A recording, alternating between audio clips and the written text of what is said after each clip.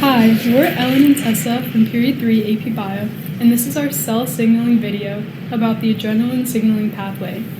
The adrenaline signaling pathway, also known as epinephrine signaling pathway, is an important system in our bodies that helps to trigger the fight or flight reaction.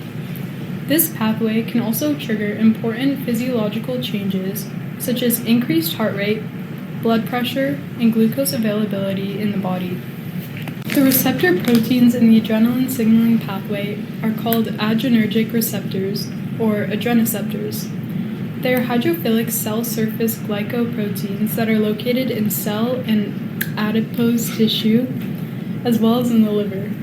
In the cell, this group of receptor proteins are typically used for a variety of functions, such as causing lung muscles to relax, allowing more oxygen into the blood, stimulating pacemaker cells to beat faster to increase the rate of circulation, contracting muscle cells below the surface of the skin, causing perspiration and raised hairs, and pupil dilation. There are many advantages and disadvantages of using this group of receptor proteins.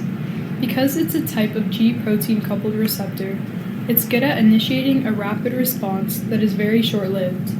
Some advantages of medicines that utilize this receptor protein include treating hypertension and hypotension, ADHD, heart failure, cardiac arrest, and asthma. Some disadvantages of medicines using adrenoceptors are that the receptors are on the surface of the cell, meaning they're more accessible to unwanted antagonists. The adrenergic receptors provide advantages for drug use because they're extracellular. Adrenoceptors are categorized into alpha adrenoceptors and beta adrenoceptors.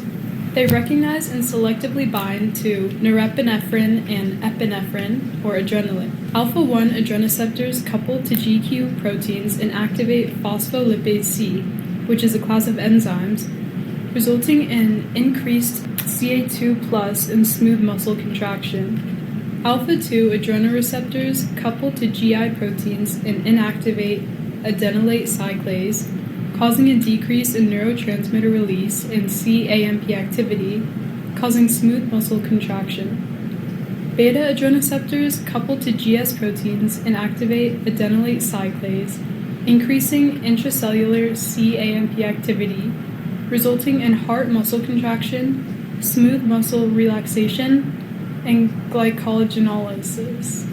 One specific example of a signaling pathway is adrenaline signaling the response of providing the body with glucose to have enough energy to either fight or flee. Firstly, the signaling molecule epinephrine binds with beta adrenergic receptors. This causes a transformation change in the GPCR, or G protein-coupled receptor domain, where the GDP, or guanosine diphosphate, that is bound with the G-alpha protein is replaced by GTP, or guanosine triphosphate. This is mediated by GEF, or the guanine nucleotide exchange factor, and drives the activation of the G protein. Next, the G-alpha protein dissociates and binds with the enzyme adenylyl cyclase. Adenylyl cyclase is activated and converts ATP to cAMP, the second messenger. Then cAMP attaches to the inactive protein kinase A, or pKa, and activates pKa. Then pKa activates phosphorylase kinase, which activates glycogen phosphorylase. Finally, glycogen phosphorylase mediates the breakdown of glycogen into glucose 1P. In general, with termination of G-coupled signaling, it begins with the ligand unbinding from the receptor site. This is able to occur because of the relatively weak bonds present. Then the receptor inactivates and returns to its original shape, which means the G protein is inactive and now connected to GDP instead of GTP. Therefore, there is no more second messenger cAMP, and everything else deactivates. Adrenaline is an agonist. Endogenous adrenaline is the adrenaline naturally produced by the body, while exogenous adrenaline is taken as medicine. The agonist of the pathway, adrenaline, binds to the receptor proteins to activate them. The adrenaline reacts with both alpha and beta adrenoreceptors and causes vasoconstriction and vasodilation, respectively. The agonist affects the signaling pathway because it activates the receptor proteins, which begin a pathway to trigger the flight or fight response.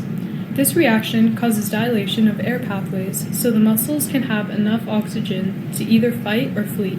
The response can increase heart rate, efficiency of lungs, blood flow to brain and muscles, increase blood pressure, raise blood sugar levels for energy, dilation of eyes, and sweat. Once the ligand dissociates from the receptor, the response terminates as well. Thanks for listening, and hopefully you learned something new about adrenaline signaling pathways.